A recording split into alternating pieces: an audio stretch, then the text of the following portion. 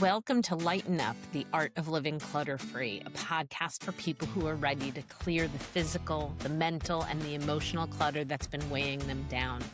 I'm Melanie Cohen, your host, coach, and guide. Each week, we talk about the clutter you can see and the clutter you can't. The stuff in your home, the noise in your head, the expectations, habits, and unmade decisions that quietly drain your energy.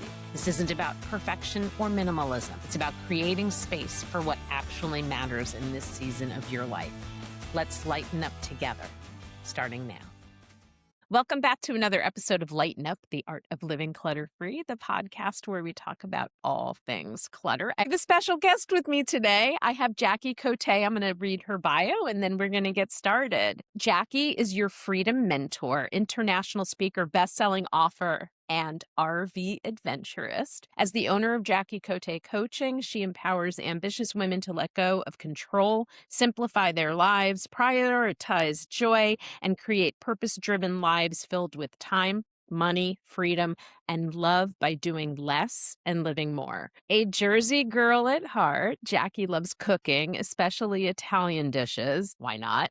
Right. Traveling and experiencing life fully. She's even jumped out of a plane. After 30 years of leadership in the restaurant industry, mentoring hundreds to their next levels, she got fired from her last job ever in 2018. She now lives her dream life as a full-time nomad with her husband and 2 pups, inspiring other women to awaken the badass within, own their magic, and unapologetically thrive in their freedom-filled lives. Jackie, thank you for being here. Thank you for having me. And I just always love when someone's reading that out loud. I'm like, I'm fucking cool.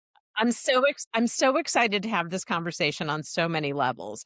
I first want to talk about you and how you got to where you are and why you do what you do. And then I want to talk a shit ton about RVing. Yeah. If I'm so that's glad you okay with cuss you. because cussing comes out with me. I'm so glad you cuss. So I'm originally East Coaster too, as you heard, Jersey girl, and my fellow New Yorker over here. I won't hold that against you. I did 30 years in the restaurant industry back on the East Coast, like up and down the East Coast and different things. I loved it until the last couple of years, and I did not love it. But I didn't realize I was trying to force it to be right, because when you do something for so long, you're trying to fit the square into the circle, even if it's not the right fit. And suddenly I ran into the coaching world in June of 2018. In this coaching world, I didn't know anything about it. I was only like football coach, soccer coach. I didn't understand there was business and life coaches, right? I had no idea. And I was like, and my friend Right. was like telling me, I actually called a friend who had been in the business as long as I had. We used to work at Starbucks together. And I was like, why are you so happy online? Like, you're so happy. Like, what's going on? And he was like, he was laughing at me. He's like, well, I found something really cool. Let me tell you about it. So he's telling me about coaching, and this company is where he was doing the certifications with and what. And I was like, well, let me check it out. And so I decided I was going to invest in myself and do some schooling. I hadn't been in college since 1994, aging myself. And so I immediately was like, this is really cool. I'll take my time. Well, 2 months after that, I got fired and let go from my job. Thank God, because I wouldn't have left. Right. And so fast forward, I was like, I want to build this business, but I took 6 months off. I don't know about you, but I never took a week off in my life in any job I ever did, more than a week, because you were never allowed to. And I just wanted to taste the freedom of being able to do what I want, when I want, without having to ask for permission. So I did that. And then finally, February 2019 came and I was like, now you got to make some money because your unemployment's done and you're not making any money. So I had to kick off my business. But it really came from, I call myself the freedom mentor, and I'm into this now because I've always kind of been that freedom spirit ever since I was a kid. I'm the baby of 8. And they were like, do it. Like, by the time they get to me, they're like done. And I always wanted to do more. I always said I wanted to settle down, but then I was like, no, I think I'll travel instead. And I'll go. And I went to Arizona, California.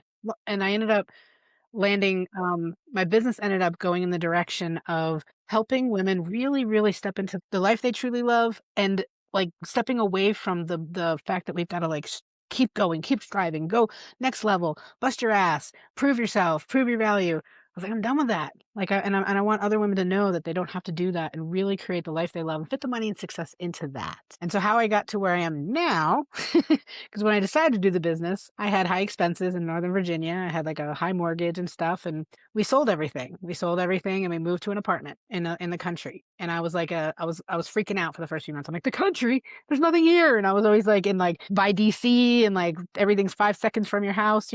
But what I can tell you is it really taught me like the calm and the peace and the quiet that I needed and I didn't realize I needed. So I Mm. started my business in the middle of the country and then drove 15,000 miles to network that year to go to other places. Everything was an hour away. And I ended up 3 years into living in the country. My husband and I were like, looking at each other, what do we want to do next? We want to travel. So we started thinking, I was 1, 2, 3, yeah, 2 years into the business. I can't remember exactly, but and we had Greece and Italy and all these things on our like travel board. Then COVID hit. So there was, yeah, 1 year actually, 1 year fully into the business. Then COVID hit. We're like, well, we can't go anywhere. So we started researching RVs and we started researching tiny homes because he looked at his kids and he said the last kid is leaving in 6 months for the military. Once they're out of the house and everybody's back to their normal lives, and this was 2021 because we're in our fifth year, and we're like, we're out of here. And that's when we decided that let's get an RV and let's sell everything and move into an RV, which, by the way, is not my dream life. It is now, but it wasn't then because the last time I was ever in an RV was with my family when we were younger. They took 9 of us in an RV to Florida from Jersey. That was hell. That was 24 hours of hell. So I remember leaving that RV going, I'm never, I hate RVs. They're horrible. Like, why would I ever do it? And now I live in one for 6 years. So that's how I got to where I am today. And my business is all about you really just living your life more fully, like she said in my bio. I'm passionate about awakening, empowering, and owning who you are unapologetically. Like, no, no, no more apologizing, no more explaining. You be you, boo. Oh my God, the no more apologizing. I keep telling people to stop apologizing, and how many emails start with, I'm so sorry, allow me to apologize, et Yeah. cetera, et cetera. And I'm like, there you go again. How do I open this email without saying, yeah, okay, you said so many things that I want to get to. I don't know if you could see, but I was like voraciously taking notes. One, coach. I mean, I was a competitive gymnast for over 10 years, and like in my head, I heard coach and I heard mean and nasty and speaking inappropriately to young women. So of course I have this thing about the word coach, despite the fact that I work essentially as a coach for Weight Watchers for 20 years. I also want to address the concept of getting fired. How many people don't take their next step until someone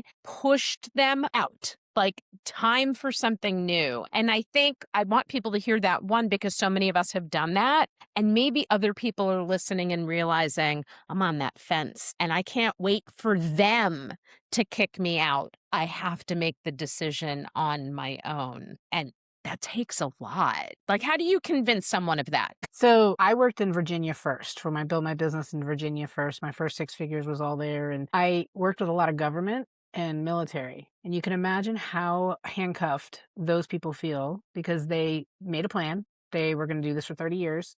And now they're like, I'm not happy. Like, I'm not happy. Like, there's got to be more. So there's ways that I've helped employees move into different areas of employment, new jobs, new departments, and have more freedom and have more time and have more money and really enjoy their life. So I'm not dogging jobs. Like, I'm not saying that they're horrible, but there's a way for you to really enjoy where you're at. But if you don't, and there's no way of maneuvering that or switching that or changing that. I mean, I had one woman go from killing herself, burn out at $50,000 to $110,000 job was her next job she got because of the work we did, the belief system, the money worthiness, and all that jazz. And so when she moved into that, like she had more time freedom, money freedom, and all that other stuff because of it. And so it doesn't have to be leave for entrepreneurship.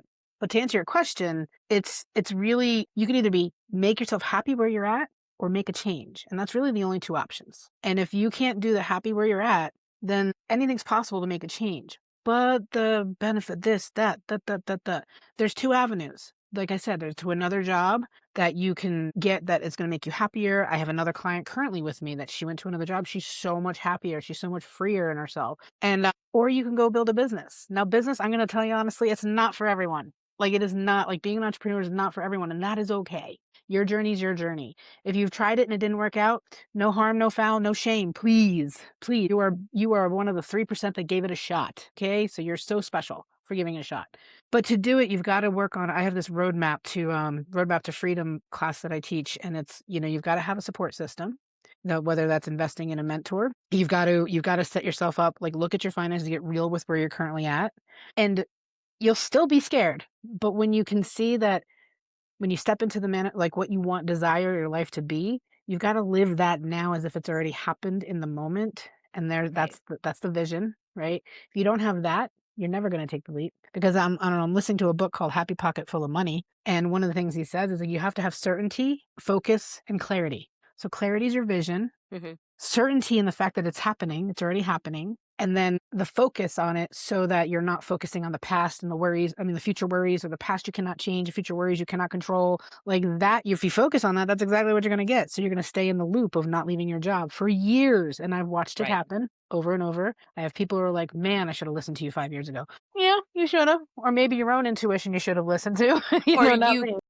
Or I think what's so important, and I tell people all the time, is just change the "ould" and make it "could." I could have, Ooh, as opposed to I should, because should is so full of shame, and don't shit all over yourself. We've all heard don't shit all over yourself from a variety of people. And there are some people that I think may say that they still don't see could as the best way of saying it, but it's certainly better than should. And a lot of hmm us can't just flip on a dime, give us that step in the middle, because I could have left Weight Watchers 92 times when people are like, you should start your own business. And I'm like, you should start.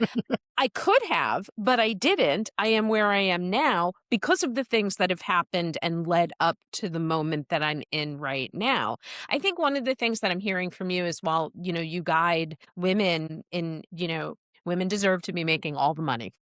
Like to quit things and say no to things. The I number love one that. thing. Number one Right. thing they got to do. But that's everybody. That's every woman. It's not, women who are entrepreneurs. Those are women in their relationships with their spouses or significant Mhm. others. It's women in their relationship to their kids if they have kids, if they don't have kids, their parents, friends, etc. And so everything that you do in supporting business women simply supports women. Yes. Period. End of Period. story. Right? Period. I have more examples. I always thought I was kind of like the entrepreneur or mentor, and I assessed my clients one time, all the clients I've had over the last 6 years, and I was like, huh, most of the like 70% of them were employees. And here's why, or stay-at-home moms, employees or stay-at-home moms. Mm-hmm. And the main thing, and I had this one client say to me, here's your marketing plan. He's like, you make people cry, you make them quit things, and you make them lower their expectations. And I was like, I don't know if that's good marketing, but it's true. It's hands down true because we have to my first 9 months of mentorship and I said, "Help me build a business," to my first coach, and I cried on my bed for 9 months because I was bawling, because I was healing, because I was releasing, because I was finding the stories that were holding me back, all the things we've heard before, but that is so necessary, and that is a journey. So some people can't just jump right into a new thing into like their own business until they've gone through the inner healing, which we think it's strategy we need. Bullshit. That's only 20%. 80% is between these two ears. And what's in this body that we are holding on to that's holding us back from taking the action, getting us stuck in our head and not taking the action we need to take. Mm. So that I was going somewhere with that, but that's okay. We got a good point about it. Sometimes my clients laugh. I'm like, I look in the air, I'm like, hold on, the thought's up here somewhere. Somewhere. Somewhere. There it is. Please, you can keep searching all you want. So then while you're trying to figure that out, I'll mention or I'll address a few of the things. I write a lot when I have good guests because I know I'm not going to remember what I wanted to circle back to. So I better write it down. But that concept of making them cry and apologies, like this all ties back together. And how many times I realized that the more I could get people to cry in meetings, the more impact it's going to make on them because it means they're bringing the shit up. They're not like pushing it back down. And so when I worked for Weight Watchers all the time, I said, awesome, because I want every workshop to start here and go up and then go rock bottom and then come back up again. Like we need that roller coaster. And we may not get all the way back up because we still may be processing things when we walk out the door or shut the Zoom, whatever that is. But how many times people would, I'm so sorry, I'm crying. Wait, Why are we apologizing for crying? yes. But I love that as a marketing tool because I'm like, yes. Well, yeah, and we do apologize for a period of time when you start doing this work, and then you realize how cleansing it is and how freeing it is and how much more lighter you feel when you're done, when you allow Right. it. And I remember the thing. Mm. Hmm. So we'll go back to allowance because that's a big one. I remember the thing. So the second thing, one of the things was like she makes you quit things. And one of the first questions when I get a very ambitious, successful woman or, very driven woman, they're like, "Oh, I had this one who was making $1 million in her franchise while she had this government job." And she looked at me and she was like, "I want to start dating and have a life and have a partner. I don't want to be lonely the rest of my life." But she was so type A, like work, work, work, be successful, make the money, build the thing, do the thing. And I was like, of course, my first thought, funny, I was a new coach. I said, "How am I going to help this millionaire?"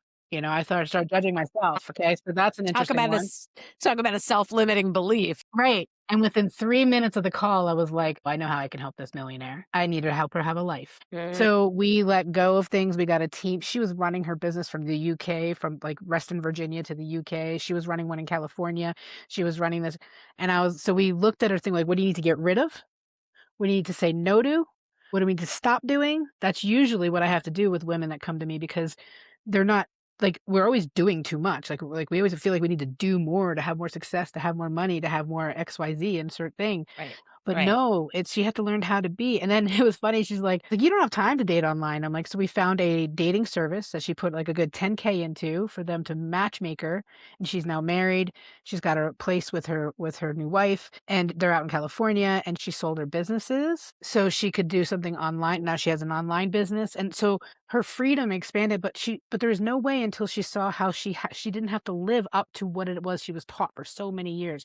So Right, when I say letting go, the crying comes into play and all that stuff. It's like we have to stop proving ourselves. Stop trying to prove our value. We were valuable to infinite value since the day we were born. And so we put too much on our plate, like, oh, I have to do the PTA and I gotta the Girl Scouts and I've gotta the moms who like do all the things. I had one who wasn't a mom yet wanted to be a mom, and I'm like, where would kids fit in this picture? Looking at a piece of paper, we mm, drew out all the things she was doing. She's like, yeah. I was like, where are you gonna like so I've helped so many relationships. Now she's married, 2 kids, pick like with the farmhouse she wanted and all she manifested all the things. But it's like the number one thing is really like we have to let go. We have to let go. The I right, got it girls gotta let go and step right, into right. thriving instead of surviving. What a difference between surviving and thriving. Okay, so I want to touch on a couple other things. So I worked retail, which to me is very similar to restaurant industry or hotels, other hospitality. You're in service of others in person and big staffs, and I remember how much my life changed when I walked away from retail.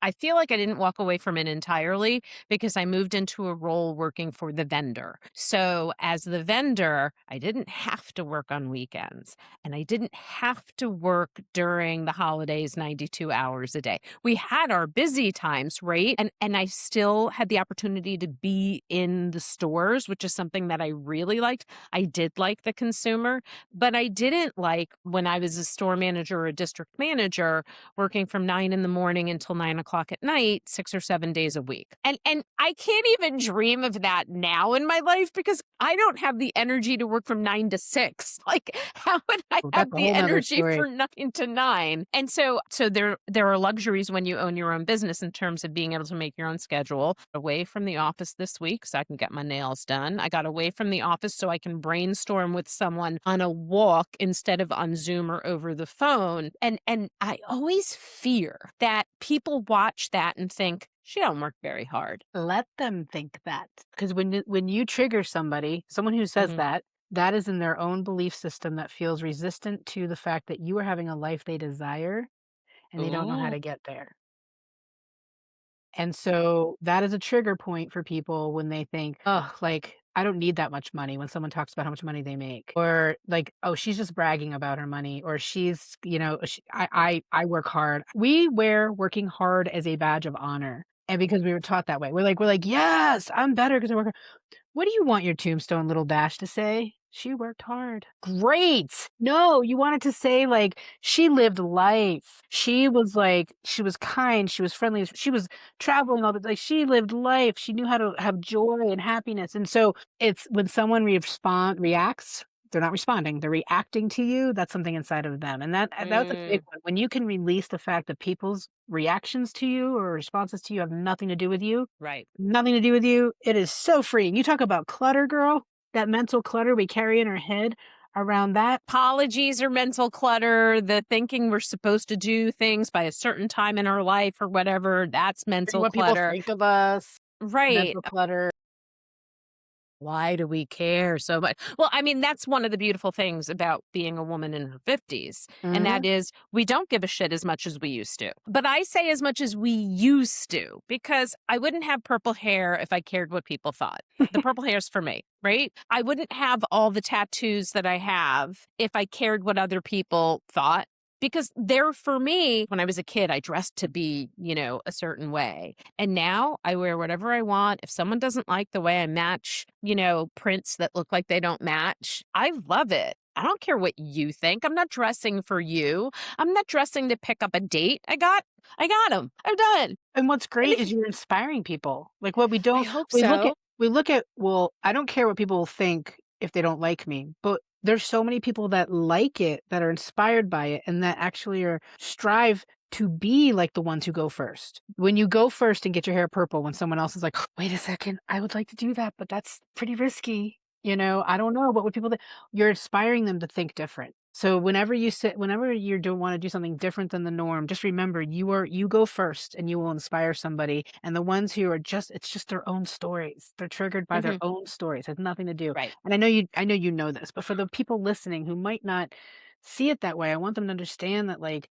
these reactions of others has nothing to do with you. And I could tell you a ton of stories where in the last 6 years where that has set the shift for me.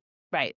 Well, and I think it's important to step back and ask the question, not like, oh, why did she say that to me? Or why does she feel that way? Use the word why, but don't use it in a judgmental way. Ask the question, like, why would she respond that way? What might she be feeling and experiencing? And yes, that's on her, but I could also be more compassionate if I understand why someone feels the way they do. I talk about this when I talk about clutter a lot because, we were talking before we started recording about how if you're married or in a relationship with someone else or have multiple people in your home, they may not have the same views on the way things should look, Like they may be able to step over that sock 19 times before they pick it up. Whereas we're like, but right there, it's right there. So I had a guest on. I'm not sure when this is going to land, but for those of you, you can go back and look at the episode with Stacey Tunturi, and she talks about like you can have dreams of what it's going to look like, but it has to look like what the other person is capable of. And the reality is, for those of us who are going to say, my husband's a slob, for those of us who have husbands or boyfriends or whatever, that the research shows that women are much more likely to have their stress cortisol levels raise based on clutter, whether that clutter is paper, clothing, kitchen items, email, texts, photographs, whatever that is. We are more likely to respond to it in a very overwhelmed and anxious kind of way. And it's not all women. And men not giving a shit is not all men. What it is to understand that that's what the research shows in most cases or in a lot of the cases. And so for some of us, that means maybe stepping back and not trying to be as perfect. Perfect doesn't exist, blah, blah, blah, blah, blah, but to be more accepting of them. That said, what I think is really important is if we really are anxious by clutter, is to communicate to the other person, I know you don't understand this. I know you don't feel that same thing that I do. What I need you to understand is that is how it affects me chemically, which means that is how it affects me emotionally. And I need your support and maybe it not being so bad. Mhm. And I think and I'm talking about clutter, but this is so many other things. I shouldn't have to justify the way I feel about something, but to let you know this is my reaction. Can you support me on this? Yes, yes. I think when we were on that class the other day, I think I talked about I have an acronym PARR, and that's helped me profusely since 2024 when I had to go through a lot of stuff. And it's like you said, it's about pausing, assessing the situation,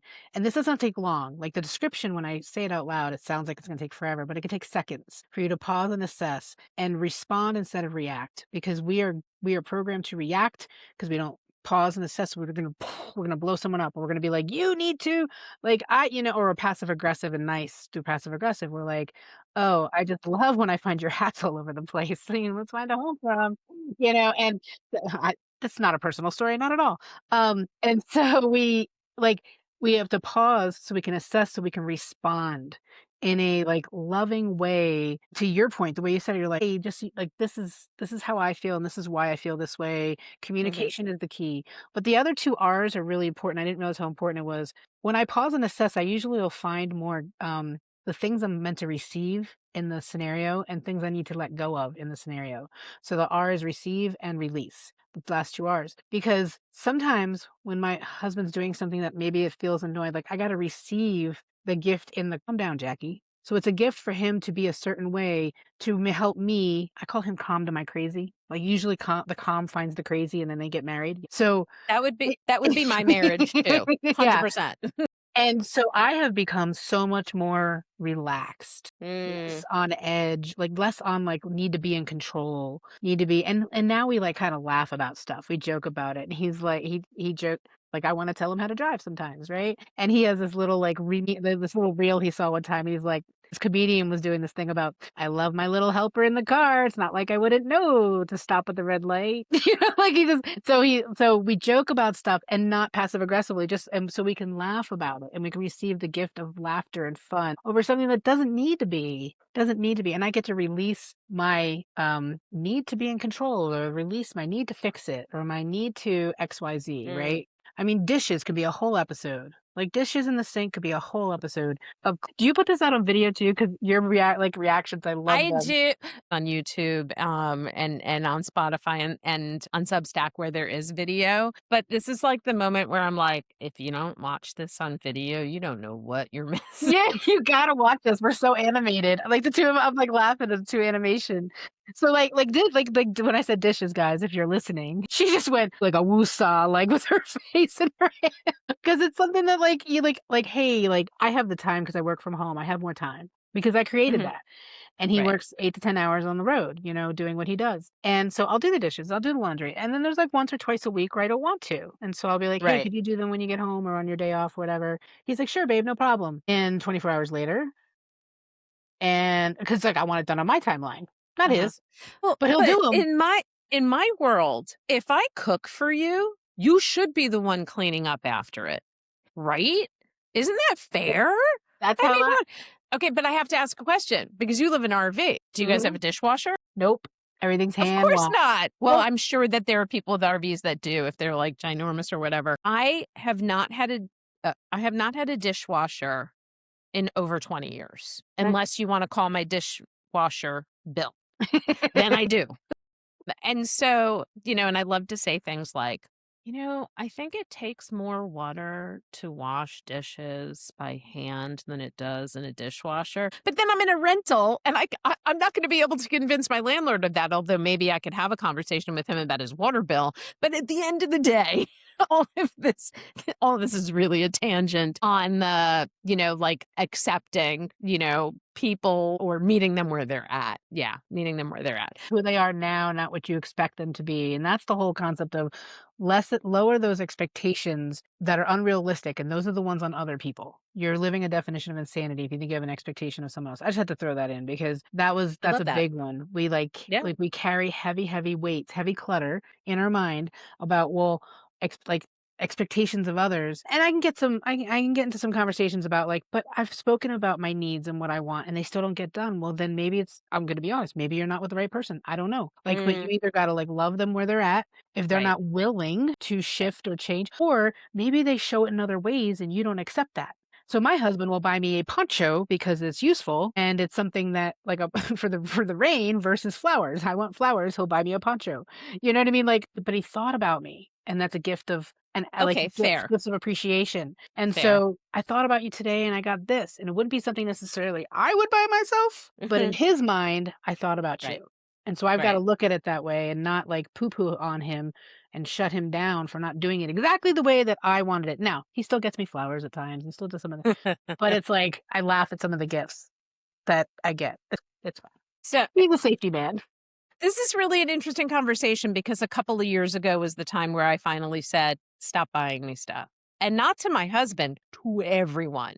Now, my kids are great because both of my kids work in theater. So if I say, I want, take me to the theater, these are the shows I wanna see, although usually they tell me what shows I should want to see because they know so much more about theater than I do. That's the best gift that I could get, and if it's someone who's not gonna spend, 'cause theater tickets are such a friggin' fortune, take me for coffee, take me on a walking date, and if you want to buy me something, just ask what it is that I need, and I'm perfectly happy to tell you, "Hey, you know what I've been searching for? I've been searching for a black bodysuit that's not actually a bodysuit, and I want it to have a scooped neck." Once you start saying like that, and that's the only thing I need right now. Actually, I need a white one also. I'm saying these out loud. By the time this episode drops, I probably don't need them anymore, so don't buy them for me because I will have found them. But I love to give gifts. Like, I don't want people to think that I think gift giving is a bad thing. I don't. I love it. And I used to love being so thoughtful about the things I was buying. And I had been told on a regular basis, oh my God, you really know how to give gifts. Well, there were some years ago where there was some debt in our world, or the kids were both in college, and I don't have to buy everybody a gift. And then all of a sudden I was like, and I also don't need to receive a gift from everyone. But to your point, I don't want to like overuse cliche, but when we say it's the thought that counts when it comes to a gift, it's not the thought of the gift. It's that they were thinking of us. That's what matters, that they were thinking about us, and whether we like the thing or not, they thought we'd like the thing because they know enough about us. And, heart, what, maybe it's not in the brain. Maybe it's all like right here in the heart. But I think that's important. Okay. But I want to talk about clutter. Yeah, well, and it's funny Okay. now that you're saying that, like, that reduces clutter, by the way. Like, by not getting Exactly. useless gifts for each other that don't make sense, they're just gonna and Don't you take it because you feel obligated and you should. So, I'm all about experiences. That's my final word on gifts. Like, give me stop experiences. buying me stuff. And you're right. Like, it's just more stuff. It's just more stuff. So, and this is probably a quick one. When I think of clutter and I hear that someone is one of 8 kids, I'm like, talk about clutter. And I'm talking about all kinds of clutter, like noise clutter. Like, I can't even imagine how noisy a space is when there are that many children. But it's also the stuff that we think kids need that they don't really need. But yeah, can you talk a little bit about like what clutter looks like in a very large family? Interesting for me, my perspective is gonna be a little different than my Hmm. siblings above because I was the baby and the closest one to me was 3 years older. And then my mom passed away when I was 5, so we moved a lot. So we moved and moved and moved. We actually didn't really, like, keep a ton of stuff, because we kept moving, and, like, literally, my brothers threw away my stuffies. Like, I was a very traumatized child because they threw away 2 huge boxes of stuffies that I was in love with, I think, at the age of 8. Like, you don't throw an 8-year-old stuffies away. That's a whole 'nother story. Anyway, but we would have these huge Christmases and, like, lots of boxes and lots of stuff, like, across the thing, and we'd have all this stuff and clothes, and so I did now that I look at my siblings and their garages and their homes, like, it got passed on to a lot where they got a lot of stuff. I think it depends. It's hard to say because my one brother is the obligated person who took care of everybody. He was the one brother who, like, it was the go-to for everybody. He's the kind, sweet, nice, hardworking, like, and now his garage is full of every parent who passed away, all 4 of them, they're from both sides of their family. So, like, his clutter is because of lots of other people counting on him. And then his family likes to collect things, so there's a lot of collectibles, very clean and organized in the house. But then I've got my sister who can't emotionally detach from things and has stuff Mm. from, like, the dress she wore when she was 16, and she's 12 years I'm 53, and she's 65, and when I helped clean their basement so they could actually walk through it, it was like, "Don't throw that away, I might need that again." I'm like, "It's got mothballs bites out of it and mold, and it's when you were 16 and and so it's so a lot my brain doesn't compute with that because we moved so many times, I just kept having to purge and purge and purge. And then when I left my after college, I moved 22 times before I even moved into the RV. So I moved so many times that, like, I Whoa. kept minimal, minimal, minimal, minimal. So I landed, I think, from the kids with the I don't need a lot of stuff. And plus, Hmm. there wasn't any money left for me. So if I needed it, I had Right. to buy it. Right. So it was like, well, I don't wanna use my money on that. Like, I mean, like, stuff, and so I would be minimalistic with my clothes. Now, I will say, now that I've learned that I'm worthy of more than what I got when I was a kid, I'm willing to invest in more things for myself now because I'm allowed, like, I give myself permission because I didn't have, like, didn't have the money. So, there's a lot of different perspectives, like, I get very I geek out over human differences, like, we all grew up in the same house kind of, right? But Right. everybody's life is so different in my family. Like, we are all, like, so different. We're not alike at all out of all of us. And that's okay, right? Yeah, totally, Like, that's totally. okay. Okay, so let's also talk about clutter from the perspective of being a full-time nomad. And I also want to recommend people can go back and listen to my episode with Heather Markel, who is someone that I went to high school with, and she's a full-time traveler and a full-time travel coach. And so we talked about the concept of like, where's your stuff if you're all over the world. How first tell me, how much stuff did you have to get rid of in order to move into the RV? When we did a moving sale, right? And we posted it and we had people lined up in front of our house. It was so funny. In the area we were in, like waiting for the 8 o'clock time frame that I started it. Those of us who do those things are crazy people. I was like, "Honey, there's like 10 cars in front of the house, like waiting to come in and see what they can buy." We agreed in that moment. Now I wasn't sure if my husband was gonna follow through with the agreement because he likes his like tools and his equipment and all the other stuff, right?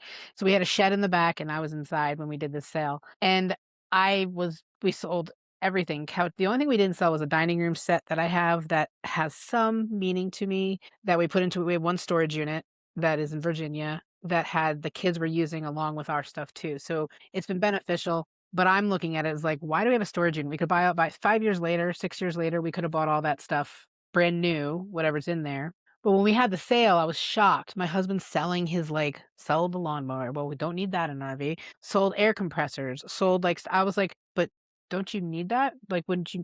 So I was blown away how much he was willing to let go of his Mm. stuff. And that was because he was watching our furniture walking out of the house nonstop. Like, every piece of furniture was going, going, going, gone, and we had the RV in the driveway. We're like, "Well, even if we sell the bed, it's okay because we can sleep in the RV," even though we had the rental for another month at that point. So we did, we just let everything go, and then everything else we donated, that we didn't need in the RV. We took what we wanted in the RV, and we were like there was this freedom and this lightness that we felt that we didn't have that anymore. Like, people are like, "How do you not have a home base?" And I was like, "What do we need a home base for?" Like, this our home base is on wheels for our concept, the way we believe in it. I'd love to tell you I feel very, like, free but, like, now the RV, we lived in it for 5 years, 6 years now, and it's cluttered to me. Like, we've got like, I'm behind the computer of what you guys are seeing me on, there's storage bins, and then there's some jackets, and then there's, like, your workout stuff, and then there's shoes, and then there's a laundry machine over here. So this room that I'm in, this little space is my desk, but I feel pretty cluttered in this room, but I've learned to hang this up behind me so that I can feel like, "Okay, get in your bubble." And when you exit this room, the rest of it, it's nice and light, pretty decently organized and stuff. But I still feel cluttered. I still feel like I'm like, "Honey, we can get more." He's like, "Honey, this is our whole life in a 44-foot box. We don't need to get rid of anything else." I'm like, "Really? I think we could." But it's not that bad. Like, some if you took all of this and put it into a house, like, it would be sparse. It'd be like there wouldn't be a lot of stuff. But it's You're all You relation to the guys are space. people who could live in a New York City studio apartment. I don't know a lot of people that Yeah. can. We could. So, but well, first of all, I just want to say I love that you have that curtain behind you for those of you who are listening and not watching. You have like a sheer-ish curtain behind you. You have string lights with it. It's adorable. And I have to say something about it. This is no offense to anybody that uses Zoom backgrounds. I find the backgrounds very uncomfortable. There's just All the fake something ones. that in my vision that I don't want to say that it makes me seasick, but it makes me seasick. That there's just something about how, like, your body's moving, and then sometimes you're in the picture, and sometimes You you're lose a not in hand, the picture. you lose a cattail And I go will by. tell you, the beach ones and this San Francisco, the Golden Gate Bridge ones, I find those the most unsettling. Unsettling is probably a better word. I don't want anybody to feel badly about it. And I think also, I think with me in particular, because I call myself a clutter coach, or a clutter expert, is that they put those up because they're afraid that I'm going to see and judge and shame and guilt them about their space when that's not what I do. I have lived a cluttered existence. And what I learned in letting it go, I learned later exactly how overwhelming I found clutter and how much it paralyzed me from getting anything done. That's why my husband is responsive to all of this, is because when I say it makes me feel bad, doesn't tell him anything. But when you say, I get so overwhelmed and frustrated that I can't get anything accomplished, that's when people start listening. But that doesn't mean you have to show what's behind you. You don't have to if you don't want to. I know plenty of people who have the background because it has their logo or something about their business or something about their podcast or TV show or, whatever they have. But what I want to hear is, does living in an RV cost more or less than living in a home? Great question. And it's very dependent on everyone's situation. So, Fair. and what RV you choose and where you stay and how you want to function. So, I was talking to somebody yesterday who actually said, can we talk about RV living? Because my husband and I are thinking about doing it.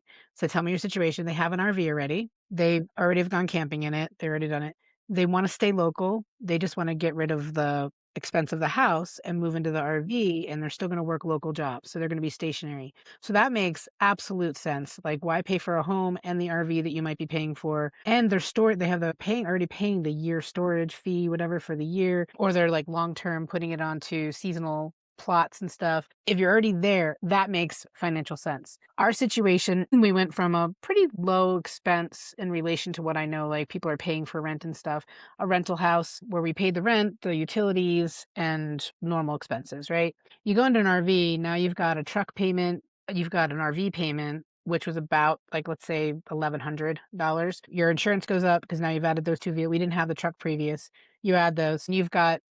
We happen to leave in a similar time frame that we're in now in the U.S., where gas prices and diesel prices are really high. We left when it was like, I don't know, $6 a gallon, but it just jumped. It was like literally jumped the month we went live in our RV. We're like, really? Like, it went from like 4 to 6. We're like, really? Like, did you have to like challenge us or something? So now you're looking at, we figured out it was like $60 an hour to drive our RV places because we're dragging a 25,000 pound RV with the truck, and then I drive a car separate. The car's super cheap, so there's really not an expense to the car. So it really depends. And then we were staying at, we have a Thousand Trails thing that we get free campgrounds where we go, and we can use that. So we did that, but it took me like, I had to plan 15 days here, and then you have to move over here, and then you got to move over here, and I had to piece it together. And then there's Harvest Host, you can get a free night here and a free night there. So you could, and you can go on BLM land. Like, so there's a lot of ways to get free places to stay, but it takes work. And then you just want to be able to come into a place and plug in and hook up and everything. And then those could be $100 a night.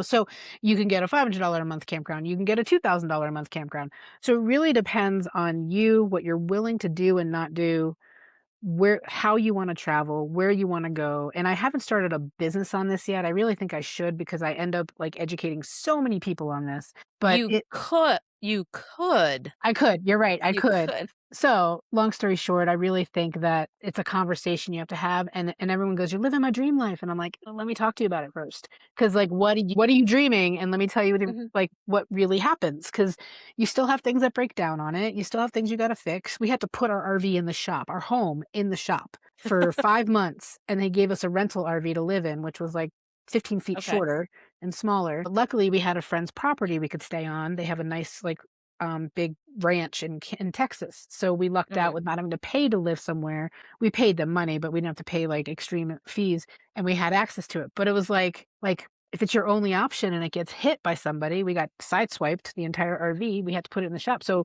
shoot, my home is now in the shop. So luckily rental companies do, I mean, insurance companies cover a rental now because they know a lot of people are doing this. There's a Gotcha. lot of factors to it. So it could Okay. be cheaper and it could not be cheaper. So I want to talk about clutter some more. Okay. Tell me about the lavatory.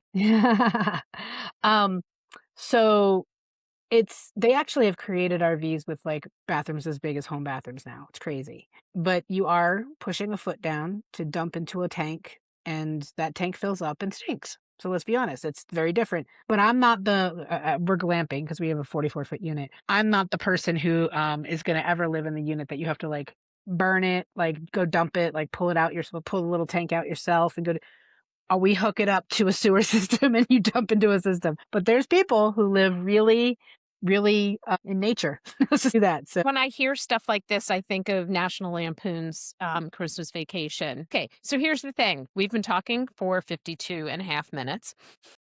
and I'm laughing. I'm like, I'm messaging my next client. I'm like, hey, I'm having fun on a podcast. Can I be late 10 minutes? So I don't want you to be 10 minutes late, but you and I could talk. Yes. Let me see. It's 2:00 in New York. We could talk till 5 if we want. Anyway, We could. we're And not there going are to do people, that. what is it? Joe Rogan does 3-hour podcasts. We could do that. We could still make it fun and interesting. I couldn't listen to him for 3 minutes, never mind 3 hours. So before we finish up, what is something that you would want someone to hear? What's something you want to make sure they don't miss? When it comes to clutter, the focus of this podcast, when you do the work on yourself and you take time to invest in yourself and do the work on yourself and heal and all the things we've talked about throughout this episode, there's this magical thing that you don't realize is weighing you down so much, and it's the mind clutter. It's the mind chatter. And mind chatter is so heavy clutter that you don't really know until you know when it's gone. And then you go, oh my gosh, like my life is so much easier. Like it's so much freer. And you don't have to change like the money you make or anything like that. Like it's just changing the beliefs that you have and the thoughts that you're carrying and like the heavy weights that you're living with.